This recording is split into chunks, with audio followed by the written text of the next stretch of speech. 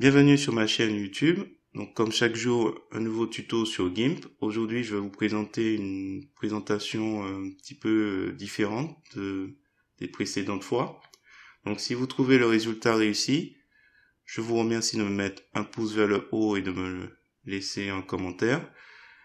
Et comme chaque jour, je vous souhaite un bon visionnage. Alors c'est parti, nous voici dans l'éditeur d'images GIMP. Avant de commencer le tuto, on va faire avant tout, on va créer un dossier. Je l'ai appelé photo pour ma brosse dynamique. Donc là, j'y ai mis 8 photos que j'ai sélectionnées comme d'habitude sur Pixabay. Donc je vous mets les liens dans la description. J'ai pas oublié de mettre un j'aime. J'ai simplement téléchargé à peu près la même taille chacune de ces photos. Et j'ai enregistré sur mon disque dur et dans ce dossier, donc photo pour ma brosse dynamique. Si je descends de niveau, j'ai mis brosse dynamique perso. Voilà, j'ai nommé comme ça un autre dossier où je vais enregistrer différents paramètres d'une brosse. Donc, ce qu'on va faire, c'est que on va retourner donc dans GIMP et ensuite on va aller dans Édition, Préférences pour lui indiquer où se trouvent ces dossiers où je vais mettre mes brosses. Donc ensuite, dans cette fenêtre, je vais cliquer tout en bas sur Dossier et je vais aller sur Brosse. Donc alors, je vais supprimer pour refaire en direct. Donc l'idée, c'est de lui ajouter un nouveau dossier. Donc on clique ici, on clique dans le répertoire et après, on va rechercher. Alors je sais que c'est un peu tortueux, mais c'est là, donc c'était test. Et donc là, nous sommes dans brosse, on va lui indiquer le dossier pour ma brosse. Donc c'est ici. Donc voilà, je l'ai appelé brosse dynamique perso, mais j'aurais dû simplement le nommer brosse perso. Validé. On n'oublie pas de cocher. La couleur, le petit point vert, ça indique que le dossier existe. Donc c'est bon. Alors, j'ai oublié de préciser, pour ne pas trop galérer à chercher ma brosse dynamique perso, je fais un clic droit de la souris, je vais ajouter au signet. Comme ça, il s'ajoute en dessous, et pourquoi pas, je vais ajouter celui-là aussi. Comme ça, tout à l'heure, quand je vais enregistrer ces éléments, il n'y aura pas de souci. Donc, annuler, valider. Donc là, ce qu'on va faire, c'est qu'on va créer notre brosse. Donc pour cela, nous allons récupérer toutes les photos. On va faire pour cela fichier, ouvrir en tant que calque. Là, on est directement dans notre répertoire, donc photos pour ma brosse dynamique. Donc les 8 photos y sont. Donc on fait CTRL A, ou vous faites aussi, si vous avez sélectionné par exemple la première ou la dernière image de votre liste, Shift, et vous cliquez sur l'opposé, le premier ou le dernier, là c'était le premier, pour tout sélectionner, ou vous avez la possibilité d'appuyer sur CTRL et vous lâchez pas et vous sélectionnez certaines photos à charger. Donc moi je fais CTRL A, ça sélectionne tout, c'est le raccourci clavier pour tout sélectionner. Je fais ouvrir et progressivement chaque photo va être chargée sur la droite. Maintenant, si on souhaite ajouter une bordure, par exemple à cette photo, donc là je sélectionne cette photo, clic droit de la souris alpha vers sélection.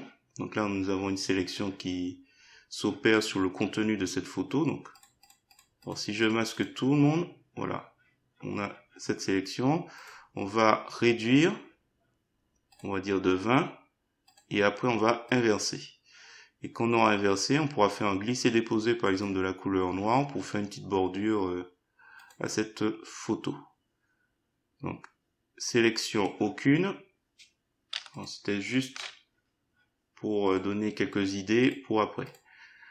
Alors, on a nos photos qui sont chargées. On va enregistrer en tant que brosse. Donc, on va dans Fichier, Exporter sous.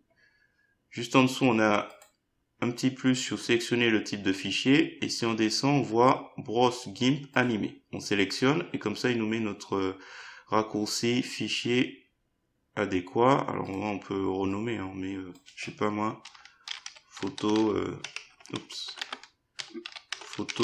vacances. .gih. Donc là, on est dans photo pour ma brosse dynamique. Je descends de niveau, je vais dans photo dynamique perso et je vais l'enregistrer ici. Donc là, je fais exporter. Donc photo vacances, on modifie rien, on fait exporter. Une fois que c'est fait, on peut fermer. On n'en aura plus besoin du tout. On va ensuite dans fichier, nouvelle image. On peut entrer 1600 par 1200 px. On clique sur le plus de options avancées. On remplit de la couleur blanche et on valide. On va d'abord créer notre brosse dynamique. Donc pour cela, on va aller dans l'outil pinceau. On va cliquer parmi les brosses. Et là, normalement, vous avez ici, alors ça se voit. Alors, si vous avez du mal à le retrouver, vous faites configurer cet onglet, ajouter un onglet et vous allez sur brosse. Et un nouvel onglet qui apparaît. Et là, normalement, ici, je vois quelque chose, mais alors ça doit être un ancien. Alors, si je fais un clic de la souris, je fais actualiser les brosses. Voilà, c'est mieux.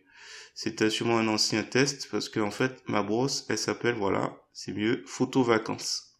Donc, ne pas oublier de faire un clic droit de la souris sur n'importe quelle brosse et actualiser les brosses. Donc voilà ma vraie brosse. Tout à l'heure, ça devait être un test. Donc là, c'est bon, on a notre photo vacances qui est ici. Donc il est bien sélectionné. Je vais revenir sur option de l'outil pinceau. Donc option de l'outil pinceau. Et là, on va sélectionner ici une dynamique. Donc vous avez le choix. Soit vous prenez, on va en créer une, ce sera beaucoup plus simple. Donc vous cliquez ici et vous allez ici, ouvrir le sélecteur de dynamique. Comme ça, il vous ouvre un nouvel onglet et là on va créer une nouvelle dynamique. Donc on va l'appeler test.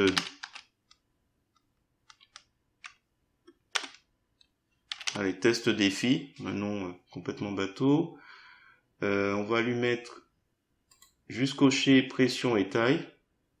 Mais on verra tout à l'heure qu'on peut s'amuser à chercher d'autres combinaisons. Donc là, nous avons créé une nouvelle dynamique de brosse, donc test défi, à notre brosse photo vacances qu'on a créé tout à l'heure. Et nous sommes bien dans l'outil pinceau. À partir de maintenant, donc là on voit déjà qu'il nous propose une taille qui est un peu trop grande, on va la diminuer. Je la diminue comme ça pour l'instant. Je vais prendre l'outil de sélection elliptique. Je vais tracer une ellipse. Alors il faudra vous assurer dans les options de cet outil, de l'outil ellipse, que vous avez peut-être étendre depuis le cercle et décocher fixer les proportions pour pouvoir plus facilement lui indiquer une ellipse. Donc je pense qu'on va faire quelque chose comme ça. On va faire quelque chose comme ça à peu près. Ensuite, nous allons aller sur l'outil pinceau et on va regarder un peu dans les options de l'outil si tout est conforme. Donc là, la taille du pinceau de notre première image sera celle-ci. Si on souhaite plus grand, on agrandit. Sachant que là, il faut prévoir l'espacement entre chaque photo. Donc là, je vais mettre cette taille-là. On va tester. On va revenir sur la boîte de dialogue calque. Donc là, nous avons arrière-plan blanc. On va lui ajouter une transparence. On va l'appeler photo. Et donc, on remplit de transparence. On valide. Nous avons donc notre sélection sur un calque transparent nommé photo. Nous sommes sur l'outil pinceau. Notre brosse, c'est la brosse qu'on vient de créer, photo vacances. Et nous avons une dynamique de brosse appelée test défi qui, pour rappel, a pression et taille cochée. Donc là, normalement, on est bon. On peut aller dans édition, tracer la sélection et tracer avec un outil de peinture, donc pinceau. On peut choisir donc pinceau, émuler une brosse dynamique et on fait tracer. Et là, normalement, on a une proposition qui, normalement, n'est pas satisfaisant. Alors ce qu'on va faire, alors la taille normalement est bonne, on va augmenter l'espacement, je vais faire CTRL annuler et on va refaire tracer la sélection. Et normalement, voilà, c'est pas encore satisfaisant, je vais augmenter on peut réduire l'espacement, je l'ai réduit à 100, on fait tracer la sélection. Donc voilà, on a un premier résultat. Si on n'a pas envie d'avoir cette impression de rétrécissement vers le fond qui donne vraiment cette impression de photo posée en cercle, vous revenez sur éditeur de dynamique de brosse et vous cochez direction. Comme ça, là je fais édition annulée. Et si on fait édition tracer la sélection, donc là c'est bon. On a avec direction cette présentation possible. Voilà, au choix. Donc moi je vais, en ce qui me concerne, je décoche, je vais faire tracer la sélection comme précédemment et on va rester dessus.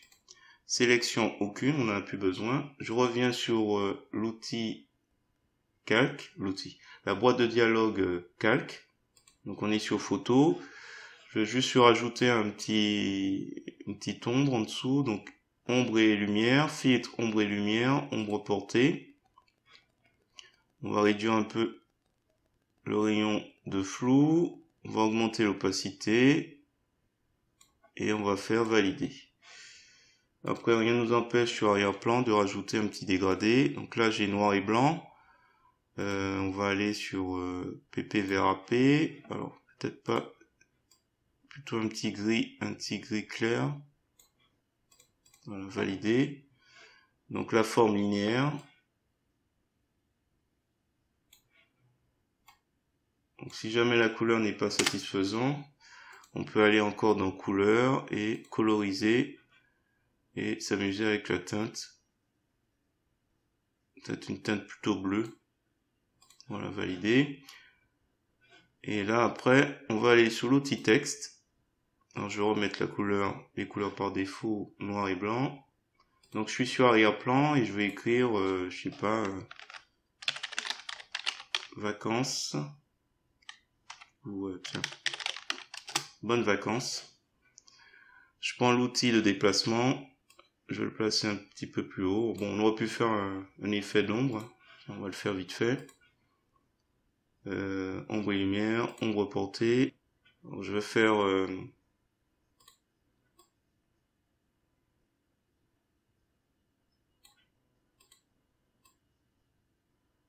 on va laisser comme ça, on va valider.